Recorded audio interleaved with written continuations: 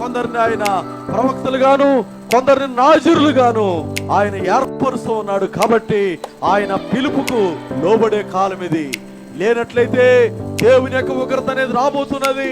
సేవకు పిలుపుండి ఒకవేళ సేవ చేయనట్లయితే నీ వలన కుటుంబం నష్టపోతుంది, నీ వలన నీవు నష్టపోతావు.